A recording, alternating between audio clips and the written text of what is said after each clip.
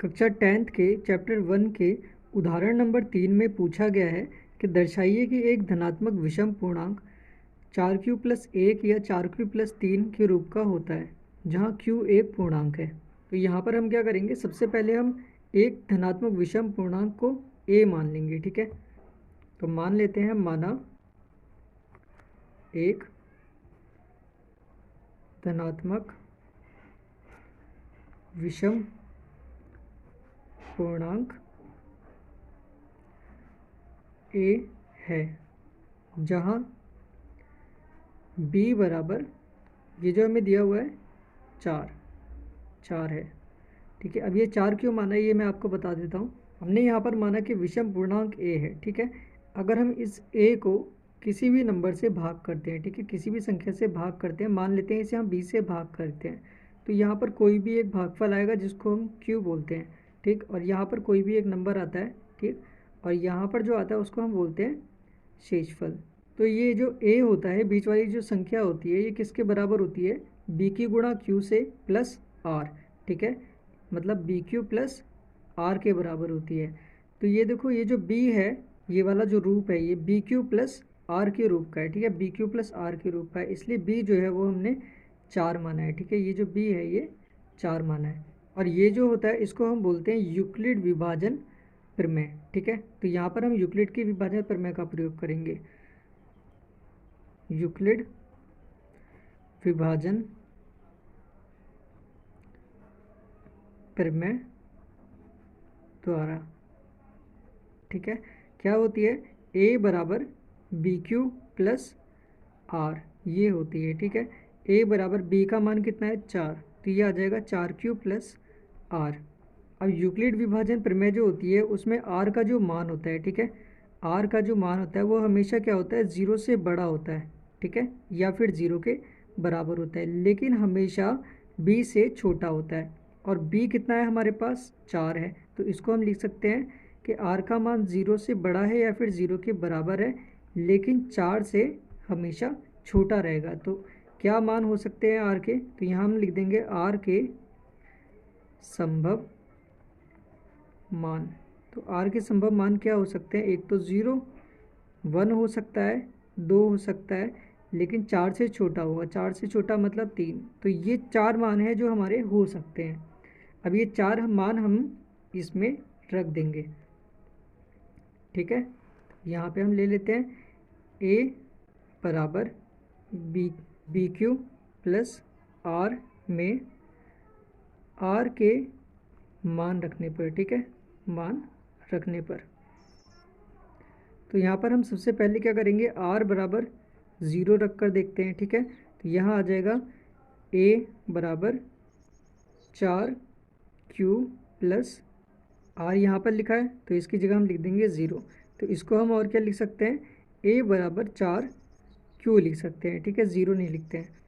एक मान तो हमारे पास इसका ये बन गया। ठीक है, अब हम यहाँ पर रख के देख लेते हैं, r बराबर 1 रख कर देख लेते हैं। ठीक, तो क्या होगा, a बराबर 4q प्लस 1 हो जाएगा।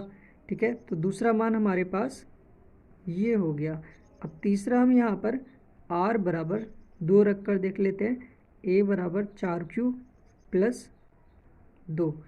ठीक है, तीसरा मान इसका ये आ गया, और r बराबर लास्ट संख्या है 3, तो r बराबर 3 रख कर देख लेते हैं। तो क्या हो जाएगा, a बराबर 4q प्लस 3 हो जाएगा। तो ये 4 मान हमारे पास आ गए r के। अब हमें ये बताना है कि ये धनात्मक विषम पूर्णांक इनमें से जो होते हैं वो इस वाले रूप के होने चाहिए, 4q प्लस 1 और 4q प्लस 3 के रूप का होना चाहिए। ये कैसे पता करेंगे, देखो, जो सम संख्या होती है, सम पूर्णांक वो पूर्णांक होते हैं जिनको जब हम 2 से भाग करते हैं तो वो पूरे पूरे कट जाते हैं, और विषम पूर्णांक वो होते हैं जिनको हम 2 से भाग करें वो ना कटे। ठीक है, जैसे 2 एक सम पूर्णांक है, लेकिन 3 एक विषम पूर्णांक है क्योंकि वो 2 से काटने पर नहीं कटता है। इसी तरह से ये हमारे पास 4 नंबर आए हैं। ठीक है, 4 पूर्णांक आए हैं। अब इनको हम चेक करते हैं। पहले हम यहाँ पर पहला वाला चेक करते हैं, 4q को 2 से भाग करके देखते हैं। ठीक है, 2 से भाग करके देखेंगे तो देखो 2 दूनी 4, कितना आ जाएगा, 2q आ जाएगा। इसका मतलब ये पूरा पूरा कट गया। ये एक सम पूर्णांक है। ठीक है, क्या है, ये एक सम पूर्णांक है। अब दूसरा वाला देखते हैं, a बराबर 4q प्लस 1। अब ऊपर वाली संख्या देखो, जब हमें पता है कि एक सम संख्या होती है 2, ठीक है, 2 में अगर हम 1 प्लस करते हैं तो वो एक 3 बन जाता है, मतलब एक विषम संख्या बन जाती है। मतलब सम संख्या में अगर हम 1 प्लस करेंगे तो वो विषम संख्या बन जाएगी, ठीक है। और अगर विषम संख्या में 1 प्लस करेंगे तो वो एक सम संख्या बन जाएगी। जैसे ये एक विषम है, इसमें अगर हम 1 प्लस करेंगे तो आएगा 4, 4 एक सम संख्या है। इसी तरह से ये देखो 4q जो है ऊपर अभी हमने सिद्ध किया कि ये एक सम संख्या है, ठीक है। अब देखो 4q एक सम संख्या है, इसमें 1 प्लस कर दिया तो ये क्या हो गई, ये एक विषम संख्या हो गई, ठीक है, विषम संख्या हो गई। इसी तरह से यहाँ पर हम देखते हैं तीसरा वाला क्या है, a बराबर 4q प्लस 2। अब यहाँ पर देखो ये विषम संख्या बन चुकी है पूरी की पूरी, ठीक है, एक है, अगर एक और प्लस कर देंगे तो यहाँ 2 आ जाएगा, तो ये विषम संख्या बन जाएगी, ठीक है। लेकिन इसे दूसरे तरीके से भी कर सकते हैं, जैसे यहाँ पर भी 4 है और यहाँ 2 है, इन दोनों में से 2 कॉमन ले लो, अंदर क्या बचेगा, 2q प्लस 1 बच जाएगा, ठीक है। इसको अगर हम 2 से भाग करके देखेंगे तो 2 से 2 कट गया, ठीक, कितना आ गया, 2q प्लस 1 आ गया। ये 2 से कट गई है संख्या, इसके लिए उसको हम बोलेंगे ये एक सम संख्या है। सम पूर्णांक भी लिख सकते हैं, सम संख्या भी लिख सकते हैं, ठीक है। अब चौथे नंबर पर देखते हैं। चौथे नंबर पे हमें दिया है a बराबर 4q प्लस 3।